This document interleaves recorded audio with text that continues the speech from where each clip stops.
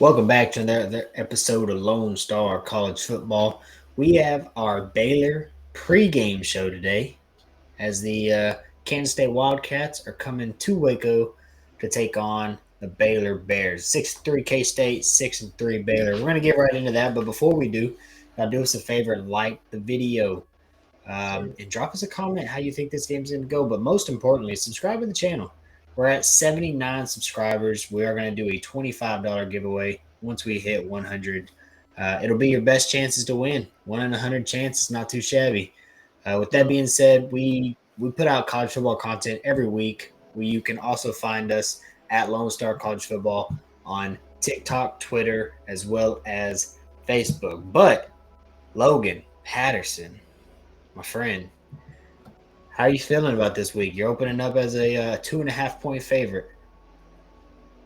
I don't know. I really don't. Man, it's one of those games where it's like, do I think we can win? Yeah.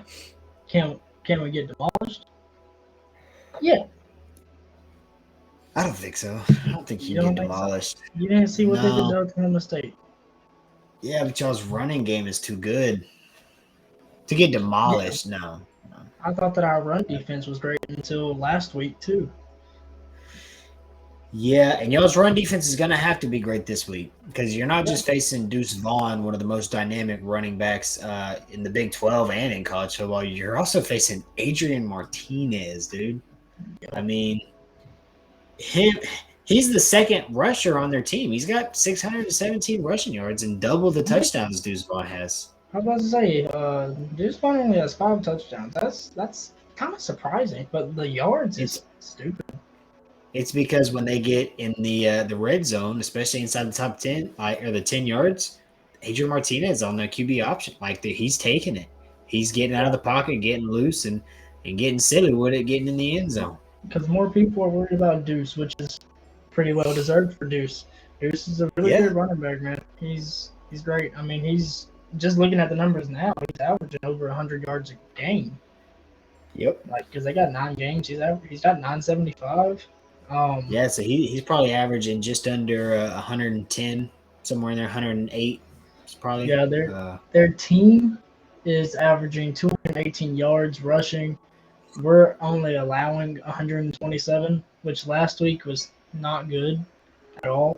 But what I do like is Kansas State is coming off of a loss at home to yours truly over here, which yes, sir. I told you that was going to happen. Anyway. I don't believe you have as much confidence as you had, especially not now. That's fine.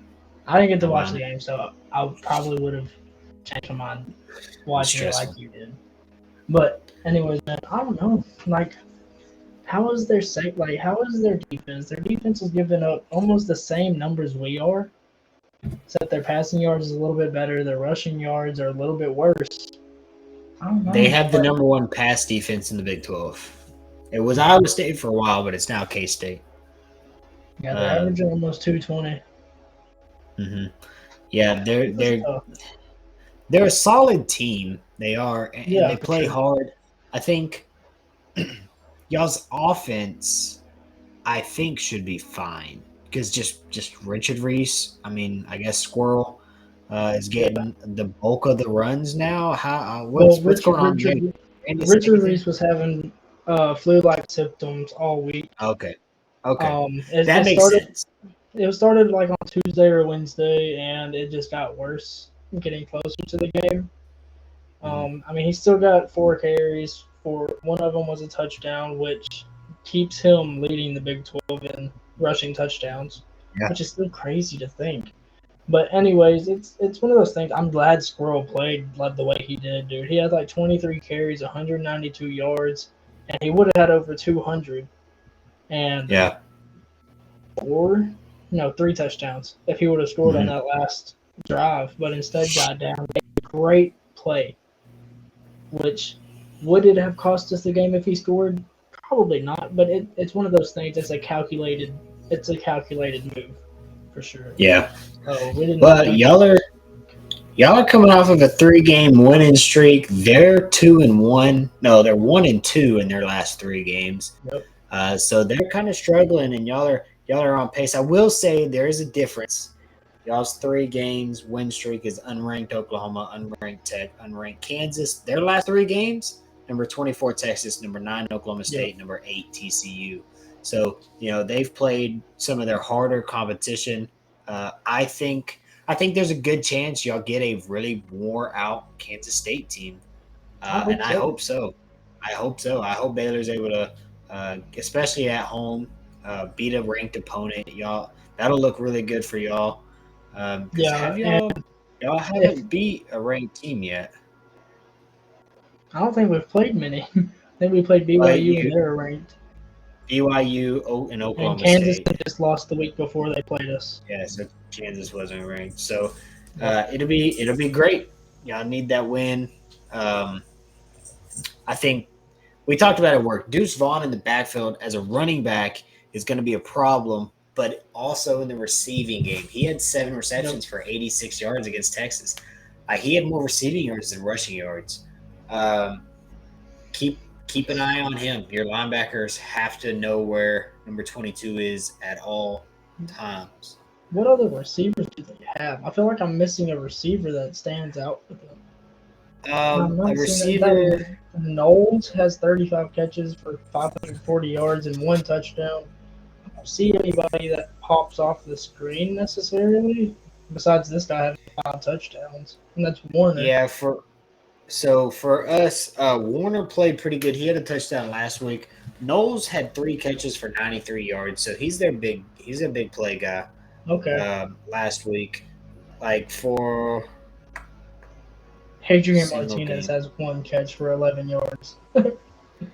Yes, yeah. So this Knowles guy, he's got 69 or more yards in the last 4 games, and he's broken 100 twice. He had 108 against Iowa State, 69 against TCU, 113 against Oklahoma State, and 93 against us. But he's not found in the end zone, so he is a big play kind of. I mean, Yeah. 13 average, 21 average, 17 average, 14 average, 30. Those are his average yards per catch in the last 5 games. So keep an eye on that guy for sure. So they're starting to looking at their receiver stats. Kind of reminds me of Baylor. Like we don't have one guy, but we have a couple of guys that we can hit. Yeah. Kinda. We have Gavin Holmes. Monterey Baldwin should be fully healthy this week. He was dealing with a hamstring last week as well, so he didn't play very much. Hal Presley is starting And to his show dad off. the year. Oh yeah, dude. He broke his fibula. Oh, dang. I believe it was fibula. But yeah, that was. I hate to see that, especially to him, dude. Mhm. He was playing great so far this year. He's really dynamic. He had no touchdowns, but he was making first down plays when we needed them for sure. So Ben Sims has to step up. Our third string tight end has to step up as well. But man, our offensive line needs to play good this week. If Blake Shapen has a clean pocket and he's not getting pressured, he's one of the most accurate quarterbacks in the nation, Yeah, especially in the he Big can 12. be for sure. But whenever he's gotten pressure, he's rolling out and he's making not terrible throws. They're just slightly where they don't like where they can't be. Like I think he's playing all right. I think a problem with Blake right now in this season specifically is he's been sacked 16 times, Yeah. and there's a point, and it was Hudson Card last year. This is the point: is if somebody hits you in the face 16 times, that You're gonna 17th time you're flinching. And so Yep. when you've been sacked 16 times, you got guys weighing 340 pounds falling on you. When that pocket starts to close, you're flinching. And you're either trying to get the Oh ball yeah. out in a hurry, you're not setting your feet, you're trying to scramble in ways you shouldn't scramble. And I think that's attributed to 6 interceptions. For someone we were attributing in the offseason to be maybe one of the most, possibly going into a season where he could be one of the most accurate quarterbacks ever. Like his Yeah. first 80 something passes last year and had a 73% completion is pretty great. Um, Definitely that pocket, your offensive line has not held up as far as pass protection as much as we probably have liked to see this year. Um, I mean, last week he didn't throw a single touchdown. He had one pick, but that's because our running game had 5 rushing touchdowns for the 5th time this season. I think that might be why he doesn't have the touchdown numbers that a lot of other quarterbacks Yeah, have. definitely. But I mean, his quarterback rating last week was an 18.4. Mm. Yeah, the Not very the good. running backs getting the bulk of the touchdowns definitely affects his touchdowns. But if you think about it, the fact that y'all are able to, let's see, y'all have thrown the ball Like he, 265 times, you've ran the ball 400 times. yeah, If he had thrown another 115 passes this year, you got to imagine, yeah, he probably has. If you just do the average, he probably has 6 more touchdowns, but he probably also has 3 or 4 more interceptions. yeah. So y'all's running game is keeping your offense floating. I wouldn't Which even I just think say is floating; great. it's keeping them above water well. Like Yeah. your run game is good. 4.7 I between think all our your backs. play action coming off of all of our explosive runs is great. Mhm. I'm hoping that we have a fully healthy Richard Reese, a fully healthy Squirrel Williams, and I need Quaylen Jones to keep being that big third down back that we need to get those 3rd and 1s and everything else. Uh, Last week we saw a completely healthy Squirrel Williams, and he played great. I mean, this dude's just been Yeah. riddled with injuries, like year after year after year, and he was finally healthy and had what should have been 200 yards and 3 rushing touchdowns if he Mhm. wanted to do that. But he's a selfless player; like he's gonna do what's best for the team, which is great. I'm looking for Blake Shapen here. Actually, first I want to talk about this blackout of McLean that I'm starting to see all over Twitter, and I've sent it to you. Um, I think that's a great idea. Now, unfortunately, I do not think that we're going to bring back the all black throwbacks like I wish we would, because that would be disgusting. I would love that, Yeah. especially with it being a 6 o'clock game and now it's getting dark at 5:30. It's going to be a good Yeah, one. that could be. Um, I mean, y'all need to do. You need to do something because we've talked about Kansas State coming off of 2 losses, but you got to also understand some teams are coming off 2 out of the 3 last games. Some teams come off a loss and they're stronger. yeah, Um, for sure. I mean, Texas lost right before the bye week and we come out and beat a pretty good ranked K State team. So it's kind of one of those things. Whoever y'all's athletic director is, just put the black Matt unis on. Rhodes. Just put them on. Yeah, at Get Matt the Rhodes. crowd lit. Get them ready for the game. Get them loud. I know Go you out still there. have. Oh, I know you oh still yeah. have. You have to. And if you don't, send us a couple so we can throw them up on the backdrop. That's what I'm saying, dude. That'd be that'd be That would nasty. be. That would Just be. give me one of those chrome helmets. Bam, Mm. right there. That'd be great, dude. But I think we can win this game. I think that the Baylor fans have to be there, have to be loud, be there for the full game, the full game. It's a night game now. You don't have an excuse saying that it's too hot. It's gonna be 60 degrees. It's Saturday night. You still You got don't to have to get up go and to go the to church game. the next morning, It's but you ain't got to go to Waco. work. The game's gonna be over at 9:30. Everybody that's a Baylor fan lives around there. You're fine. Whether you leave at halftime or at the end of the game, you're still going to have to wait on construction. So it's okay. So, Just stay. you Just might as stay. well. You got anything else to add to this one, Logan? Um, I need Blade Shapen to play good. It Yeah. doesn't have to be great. I just need it to be good. No turnovers. Um, This team leads the Big 12 in forced turnovers. Texas didn't give up any. We won. That's a key. yep, Don't I turn the think ball over. that will help us for Actually, sure. that's not true. We lost 2 fumbles. What am I saying? Our We didn't throw any secondary, interceptions. our defensive line has to play like they did all year except for last week.